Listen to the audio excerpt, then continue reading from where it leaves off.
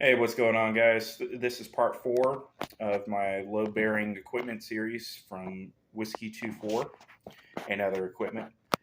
So, I have the back portion of the rig. So, what you're mainly seeing is the two side cells and the hydration carrier from Whiskey 24. Now, this hydration carrier is capable of holding a bladder the size of 2 liters, and it's the wide version of the bladder from.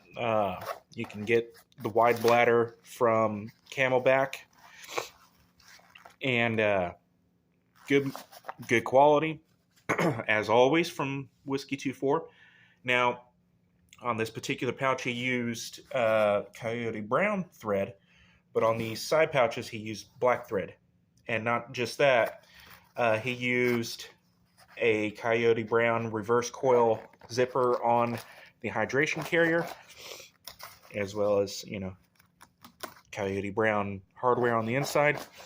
And he used the black reverse coil zipper. Now, with this pouch, it's made mainly out of the, especially on the sides right here, yeah, it's made out of the acronym,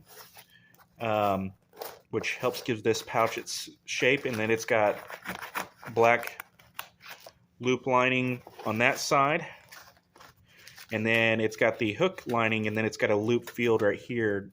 So if you wanted to basically suck this pouch up close to you, or if you wanted to add a specific insert that has the opposite side of Velcro, you can do that, or create your own with this.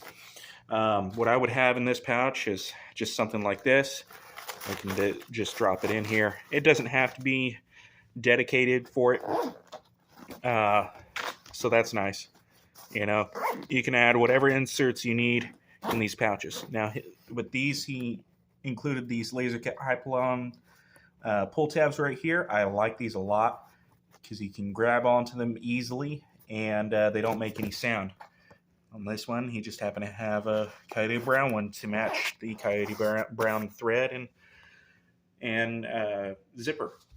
Now, with this is another modification that I did. I added my own shock cord.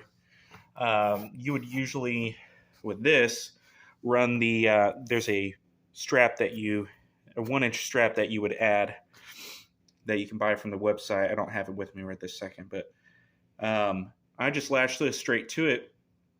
So it basically creates this one system. Now, the way I can get away with this without the stuff getting too loose or just not loading the load carrying capability being sacrificed is I still have this 1-inch webbing that I adjusted, and so I don't feel any of this cutting into my body, and so it allows maximum flexibility and airflow, and I still have the load bearing capability with this. It's the best of both worlds. Kind of reminds me of the load bearing vest, how I did it up. You see how we have the 550 cord right here, and of course you have your belt right here. So it's kind of the same idea, but I think this is a improved version of it. And since I'm carrying the majority of the weight on the rig itself and not on a belt, I think it's a superior system. But regardless, I mean, I'd take this.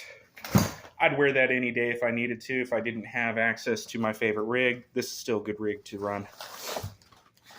But just little nuances here and there, a lot of commonality, and a lot of things that are kind of, there's a few things that are improved.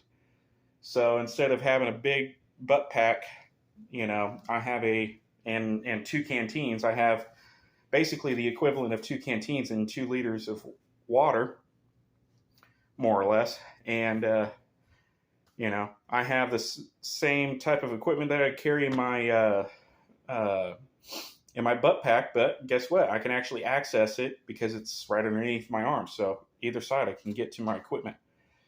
So also, when you're in the prone, you can unbuckle the 2 front buckles right there, and then all this stuff, will be on the sides. And this pouch right here, it's only standing up about an inch, if that. you've got a low profile setup, even though it's kind of bulky, but you can really allow it to do its thing, especially with this elastic right here, with this shock cord. I'd adjust this to where when it's on my body, it's kind of stretched out slightly. So when I unbuckle these two buckles out here, all this kind of starts sucking in kind of closer to something kind of like this. It goes from this to that. That actually allows me to have the load kind of closer to my body, even when I'm in the prone. So if I have to get up and move quickly, it's not just sloshing around. It's still sort of kind of closer to my body. So that's the rundown of this. Now, I need to show you the back of this pouch right here. Almost forgot to show you this.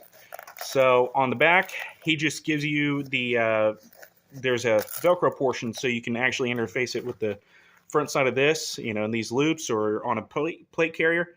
But I ended up, he doesn't give you any of this loop Velcro to cover this section because it's not meant to be like this. But this is my kind of slight modification, another one of them. But basically, there's Velcro on this, and so that'll stick to there. And there you go. That's the back side, and that's pretty good. So this won't rub on my back, and it won't rub on, won't tear up my material on my shirts. So anyway, I'll see you in the next video.